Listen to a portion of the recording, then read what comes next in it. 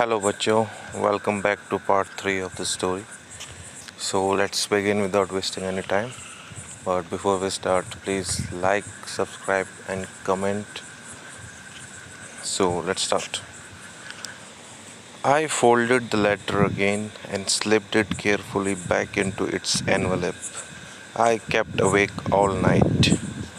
By morning, I knew what I had to do. I drove into Bridport, just a few miles away.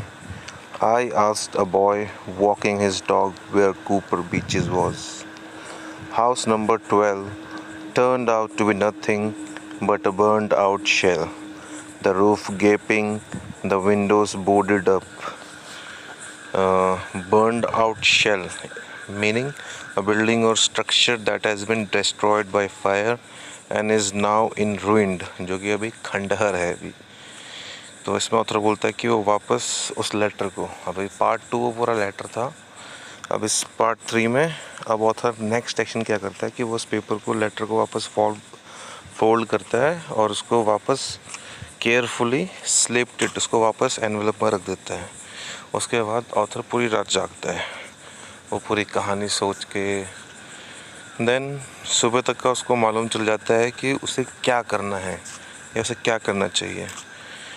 वो Bridport जाता है, drove into Bridport. वो Bridport जाता है जो कि कुछ माइल्स अवे था, वहाँ से कुछ ही दूरी पे था. और ही आस्क्ड अ बॉय, एक बॉय अपना कुत्ता घुमा रहा था, उससे पूछा कि कूपर बीचेस कहाँ हैं. जब वो जाता है, पहुँचता है वहाँ पे, तो हाउस नंबर 12 वो क्या है, एक खंडहर टाइप का होता है, एक जली हुई इमारत होती है बहुत पुरानी सी, और जो कि अब खंडहर है. और उसकी जो बर्न आउट यानी कि पूरी तरह से आग से तहस नहस हो चुकी होती है और अभी खंडहर बनी होती है. द रूफ गेपिंग यानी कि रूफ जो थी, उसकी जो छत थी, गेपिंग थी यानी कि उनमें बहुत गैप आ रखा था और बहुत टूटी फूटी भी थी. द विंडोज़ बोर्डेड अप यानी कि जो विंडोज़ थी, खिड़कियाँ थी, उनमें कांच नहीं था, कांच तो टूट गया था, तो वहाँ पे गत्ते या लकड़ी से उसको बंद कर रखा था. I knocked at the house next door and asked if anyone knew the whereabouts of a Mrs. Macpherson. तो वो दरवाज़ा खटखटाता है, नेक्स्ट जो 12 नंबर हाउस होता है उसका नेक्स्ट वाले घर का दरवाज़ा खटखटाता है और पूछता है कि क्या कोई मिसेस मैकफर्सन के वेयरबाउट्स जानता है, यानी कि उसके खोज खबर जानता है कि कहाँ है वो. Oh yes, said the old man in his slippers. He knew her well.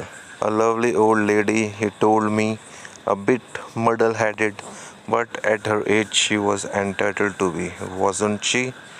Muddle-headed means confused, because old age में आपने देखा होगा कि लोग कंफ्यूज हो जाते हैं.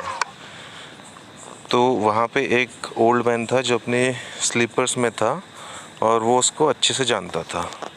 तो वो बताता है ऑथर को कि अ लवली ओल्ड लेडी, प्यारी सी बूढ़ी औरत, अ बिट मडल हेडेड यानी कि थोड़ी सी कंफ्यूज रहती है, पर बट उसकी एज में, हर एज में, she is entitled to be means वो उसकी हकदार है. हकदार इन द सेंस कि वो इतनी ओल्ड एज है, इतनी प्यारी है, तो फिर उसको हक बनता है कंफ्यूज होने का. Murder headed means confused, entitled means to give somebody the right to have or do something. 101 years old. She had been in the house when it caught fire. No one really knew how the fire had started, but it could well have been candles. She used candles rather than electricity because she always thought electricity was too expensive.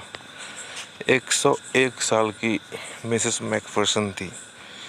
आग लगी तो Mrs Macpherson घर में ही थी और किसी को नहीं मालूम कि आग कैसे लगी, बट शायद वो कैंडल्स के कारण लगी, बिकॉज मिसेस मैकफर्सन कैंडल्स को प्रीफर करती थी इलेक्ट्रिसिटी के ऊपर, क्योंकि उनको लगता था कि इलेक्ट्रिसिटी बहुत महंगी है और कैंडल्स सस्ती है.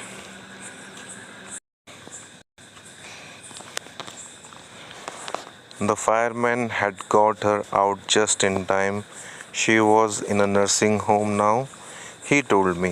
Burlington House on the Dorchester Road, on the other side of the town.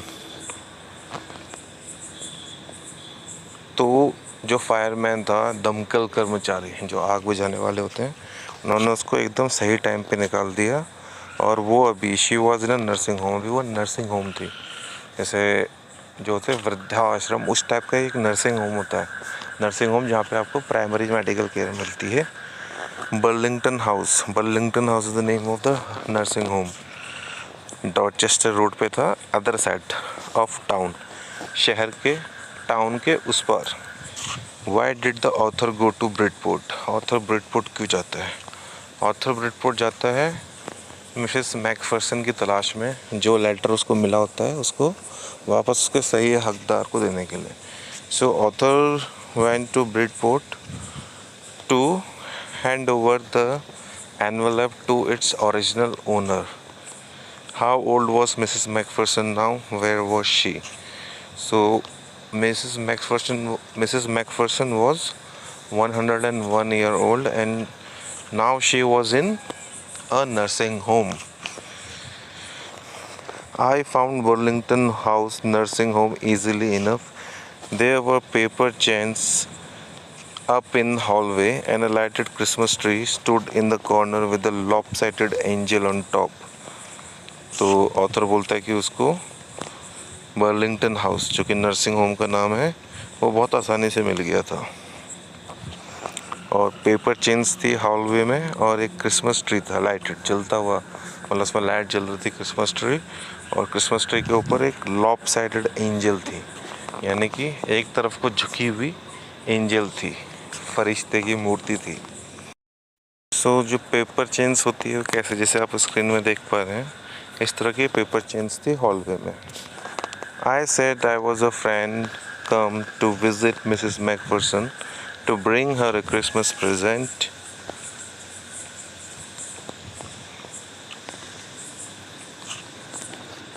I could see through into the dining room where everyone was wearing a paper hat and singing. The matron had a hat on too and seemed happy enough to see me. She even offered me a mince pie. She walked me along the corridor. तो इसमें कहता है author Mrs Macpherson से, Mrs author जब nursing home में जाता है तो वहाँ पे बोलता है कि मैं मिसेस मैकफर्सन से मिलने के लिए आया हूँ। और वो जैसे ही देखता है डाइनिंग रूम में देखता है तो उसको मिलता है कि हर किसी ने पेपर हैट पहनी थी और सिंगिंग कर रहे थे, यानी कि गाना गा रहे थे। जो मैट्रोन यानी कि नर्सिंग होम की जो हेड होती है, इंचार्ज, उसने भी एक पेपर हैट पहनी हुई थी और वो काफ़ी हैप्पी लग रहे थे, काफ़ी खुश थे ऑथर को वहाँ देख के। और she even offered me a mince pie, और वो उसको एक पाई भी ऑफ़र करती है, मिन्स पाई। और she walk me along the corridor, यानी कि वो उसको कॉरिडोर के थ्रू लेके जाती है। Mrs Macpherson is not in with the others, she told me. She is rather confused today, so we thought it best if she had a good rest. She had no family, no one visits, so I'm sure she will be only too pleased to see you. She took me into a conservatory with wicker chairs and potted plant all around and left me. तो इसमें matron बताती है कि Mrs Macpherson is not in with others, कि वो दूसरों के साथ इतना रहती नहीं है, और ना ही आज वो दूसरों के साथ इतनी है। वो आज थोड़ी कंफ्यूज है। सो हमने सोचा कि उसको रेस्ट मिलना चाहिए, मिसेस मैकफर्सन को रेस्ट करने देना चाहिए। उनकी कोई फैमिली नहीं है और कोई भी उनसे मिलने के लिए नहीं आता। तो मैं श्योर हूँ कि वो बहुत खुश होगी आपको देख के। और वो उसको कंजर्वेटरी रूम में लेके जाती है, जहाँ पे विकर चेयर्स होती है और पॉटेड प्लांट्स होते हैं चारों तरफ, और ऑथर को वहाँ छोड़ देती है मिसेस मैकफर्सन के रूम में। अब कंजर्वेटरी क्या होती है? कंजर्वेटरी एक ऐसा रूम आप समझ लीजिए जिसमें कि आप आर पार देख सकते हैं, जो कि ट्रांसपेरेंट होता है। और विकर चेयर्स होती है लकड़ी की कुर्सियाँ। The old lady was in a wheel chair, her hands folded in her lap. She had silver white hair pinned into a wispy bun. Wispy means होते हैं कि जैसे हेयर्स होते हैं जो एकदम पतले पतले से हो जाते हैं, उनको जैसा कि आप इस इमेज में देख पा रहे हैं, इसको बन बोलते हैं। ऐसे विस्पी बन में उसने बाल बना रखे। She was gazing out at the garden. Hello, I said. She turned and looked up at me vacantly. वो गार्डन को निहार रही थी। ऑथर बोलता है hello.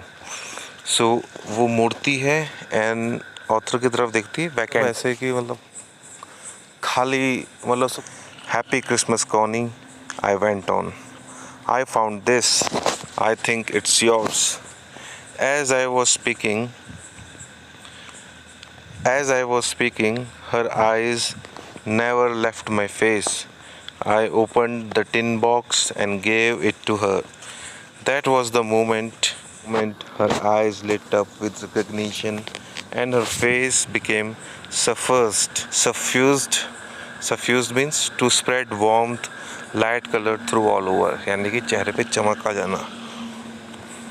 Her face became suffused with a sudden glow of happiness. I explained about the desk, about how I had found it, but I don't think she was listening.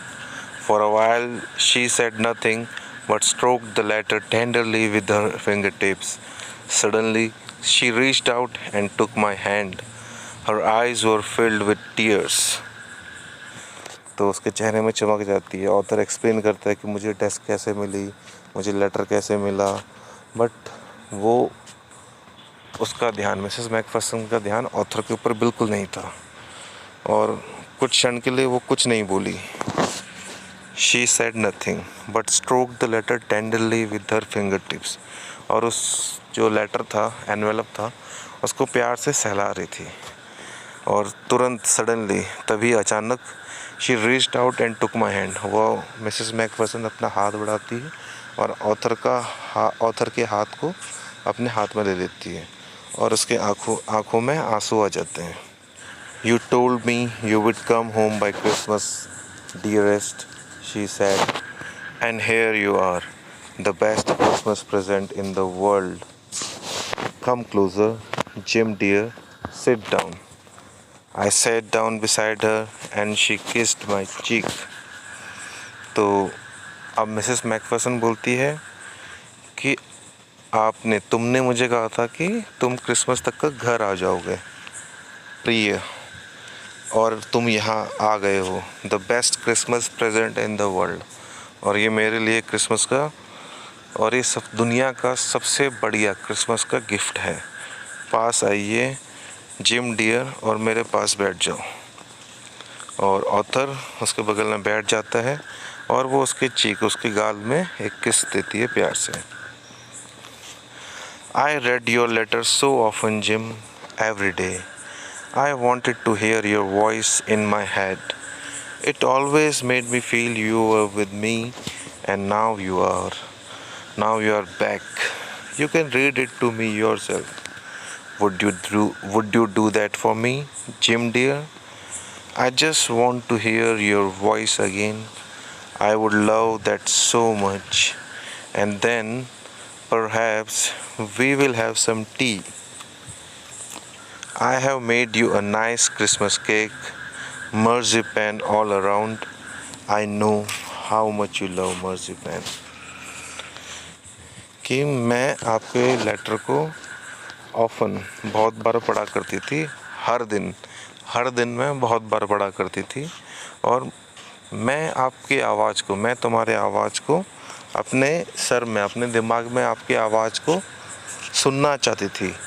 और ये आपके बार बार letter पढ़ने से मुझे ऐसा feel होता था कि तुम मेरे साथ हो, और अब तुम यहाँ सच में मेरे सामने हो। और नाउ यू आर बैक, तुम वापस आ गए हो। अब तुम वो अपने लेटर मेरे लिए पढ़ोगे। क्या तुम ये मेरे लिए करोगे Jim dear? I just want to hear your voice again. मैं बस तुम्हारी आवाज़ वापस सुनना चाहती हूँ। I would love that so much, मुझे बहुत अच्छा लगेगा। And then perhaps we will have some tea, और उसके बाद हम लोग चाय पियेंगे।